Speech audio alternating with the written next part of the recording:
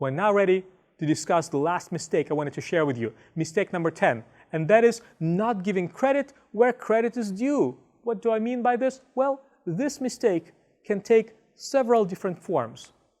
Take a look at this short example.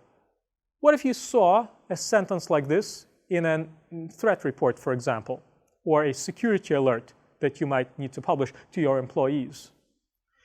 It has been determined that the Hilton Honors email that resembled a phishing message was in fact non-malicious. It has been determined. Well, determined by whom? A lot of your readers might need that information to determine whether to trust what it is you're trying to communicate. You see, there is some ambiguity here that I would prefer to eliminate. I want to attribute this work to some entity, a person or a team or a company that performed the determination. Here's another example.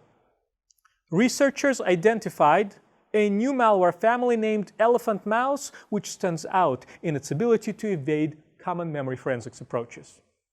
Okay? Now, who are these researchers? How trustworthy are they? Can I rely on their findings?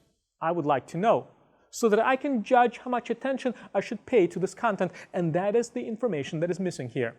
You see, this is what I mean by not giving credit where credit is due. So what your readers want is to understand the sources of your information, and they also would like to know who contributed to the analysis or the details that you're including in your writing. So therefore, what I want you to do is think about how you might rephrase the examples that you saw on the previous screen. Here's the first one, the one that talked about the Hilton Honors email. How about talking about something like this? Maybe you say that this was the DOCO information security team that performed the determination. In this case, I'm assuming that DOCO is the company that you are writing about. So the security team determined that this email was non-malicious.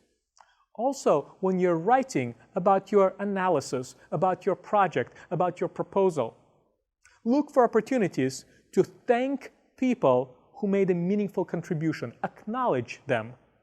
This will make people appreciate you, and it also adds a positive element to what oftentimes is a negative message. So how about something like this? Thanks to Sasha Schaefer for performing this analysis on such a short notice. Genuine gratitude goes a long way. How about the next example that you saw, the other example that I showed you on the previous screen? Well, rather than being abstract about who performed the research, how about saying something like researchers at a cybersecurity firm MSSP Corp? Now, if your reader is familiar with that firm, now they can decide, can they trust those researchers or not? And if they've never heard of such a firm, then maybe they're right to be a little bit skeptical, and they might need to do some double checking to see if these are accurate findings. So my advice to you is to clarify your references and acknowledge the work of others. That means explaining which information you derived yourself and where you obtained details from others. Include references to whomever you're quoting or paraphrasing. That is also very important. It's not only the right thing to do, but it also allows the reader to understand the building blocks from which you have arrived at a given conclusion.